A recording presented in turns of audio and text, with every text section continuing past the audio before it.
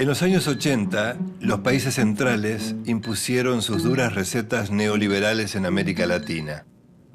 Pero hacia finales de siglo, esas medidas comenzaron a mostrar sus fisuras. Las economías de los países emergentes se desmoronaron y quebraron. Las industrias nacionales generaron desocupación y marginalidad. En ese contexto de crisis volvió a sonar con fuerza el nombre de un economista olvidado hacía tiempo, John Maynard Keynes, para muchos el economista más importante del siglo XX.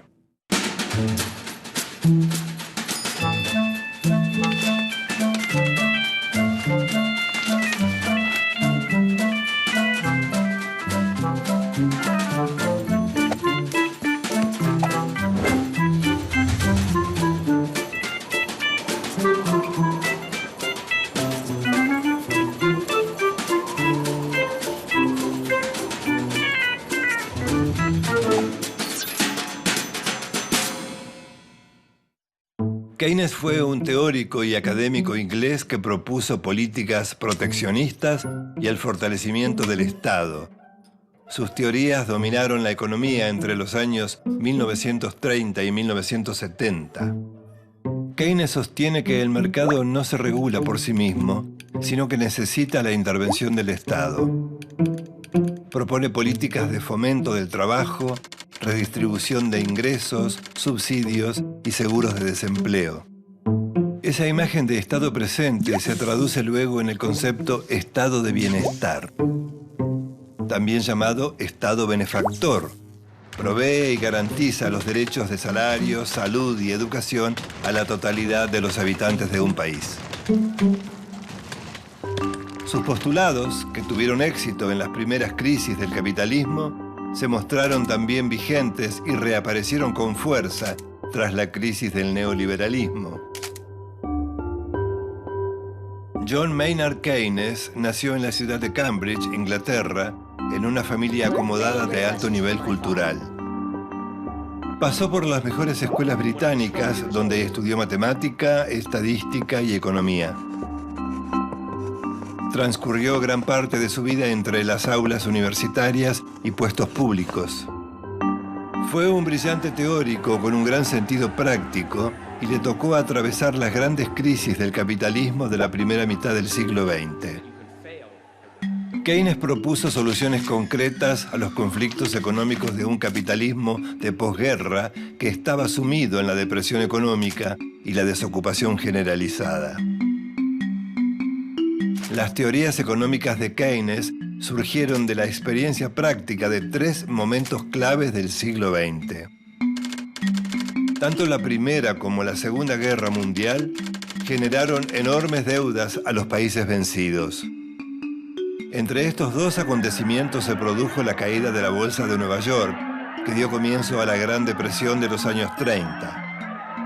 En esos momentos, Keynes propuso soluciones que se oponían radicalmente a la tradición liberal, dominante durante 150 años. El liberal Adam Smith, considerado el fundador de la economía moderna, afirmaba que si se dejaba actuar libremente a comerciantes, industriales y bancos, el mercado tendía a equilibrarse.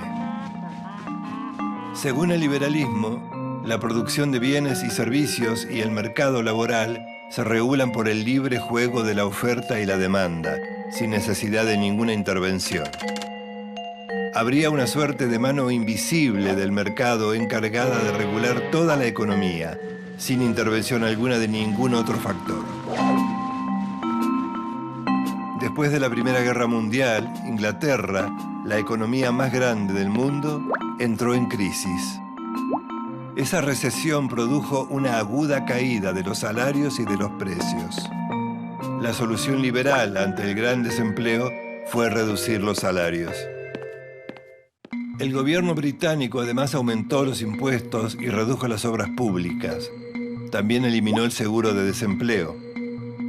La crisis no se detuvo. La moneda inglesa sufrió una devaluación del 26%. El desempleo en Gran Bretaña llegó al 22% y en Alemania y Estados Unidos fue mayor. Ante esta situación, Keynes propuso que el Estado tomara el control de la economía, pero sus propuestas no fueron aceptadas por la ortodoxia liberal. A comienzos de los años 30, en el llamado Viernes Negro, la bolsa de Wall Street se desplomó. La consecuencia directa fueron 13 millones de desocupados. En este contexto asumió la presidencia de Estados Unidos Franklin Roosevelt. El nuevo presidente puso en práctica una serie de medidas propuestas por Keynes. Básicamente, el Estado debía intervenir para garantizar depósitos bancarios y crear un programa de desempleo. En esos años, Keynes dio a conocer su teoría para estimular la economía en épocas de crisis. Su pensamiento revolucionó las ideas vigentes y escandalizó a los economistas ortodoxos. Afirmaba que el libre juego entre oferta y demanda no produce por sí solo el pleno empleo. El Estado debía intervenir en las políticas económicas. La palanca para mover la economía es el presupuesto del Estado, o sea, lo que se llama política fiscal. Keynes plantea que si hay desempleo, los gobiernos están obligados a fomentar la creación de puestos de trabajo. Este argumento se opone a la idea liberal que sostiene que el mercado tiende a regularse por sí mismo. Para Keynes, el nivel de empleo está determinado por la producción. Y la producción está estimulada por la capacidad de compra de bienes y servicios. ¿En qué se diferencia de los liberales? Para Keynes no hay una fuerza automática que garantice el juego entre producción, consumo y empleo. Por eso, la creación de empleo implica fomentar el consumo. En Estados Unidos, el programa de Roosevelt duplicó la producción industrial y en pocos años la economía creció un 50%. Le siguieron tiempos muy buenos a la economía, pero a mediados de la década del 70, el aumento del precio del petróleo puso fin al ciclo de crecimiento y de baja inflación. Tras 25 años de relativa estabilidad económica y ante esta nueva crisis, las políticas de Keynes se mostraron ineficientes. Una nueva teoría comenzó a dominar el mapa de la política económica, el monetarismo. Su máximo gurú, Milton Friedman, retomó los preceptos de Adam Smith. Los monetaristas, o neoliberales, sostienen que un mercado limpio significa que todos los precios se nivelan por la oferta y la demanda. Como la inflación era alta, se propuso reducir la oferta de dinero. Es decir, sacar dinero del mercado. ¿Y cómo se quita dinero del mercado? Pagando sueldos más bajos. En 1979, Margaret Thatcher y el Partido Conservador impulsaron las políticas neoliberales en Inglaterra. Consideraron que la mejor forma de combatir el desempleo era con la llamada flexibilización laboral.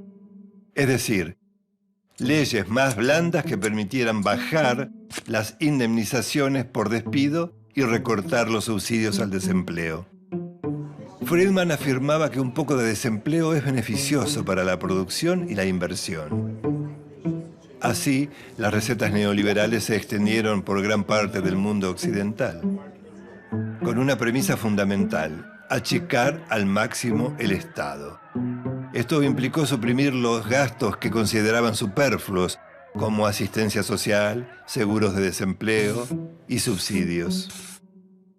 Con estas recetas, la producción de manufacturas de Inglaterra bajó un 10% y creció el desempleo. Las crisis neoliberales empezaron en 1987, con el llamado Lunes Negro en Hong Kong, y siguieron con el efecto tequila en México en 1994. Después del derrumbe de las hipotecas en Estados Unidos en 2008, la crisis se instaló en España, Portugal y Grecia. En la Argentina, el fin de la convertibilidad generó la crisis de 2001, consecuencia directa del neoliberalismo dominante en los 90. En ese momento, la Argentina seguida por otros gobiernos populares de la región, volvió a Keynes.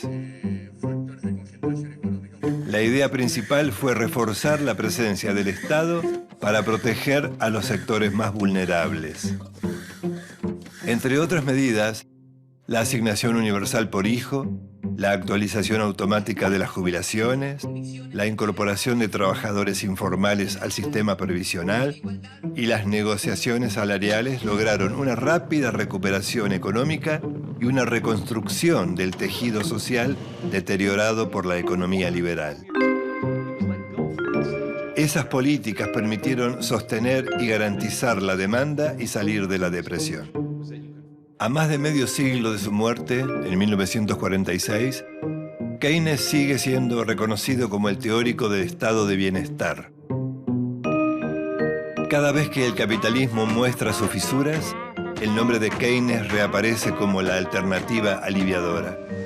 Gracias a su prédica, el capitalismo pudo mostrar su lado humano y la ciencia económica resolver los problemas del hombre de la calle.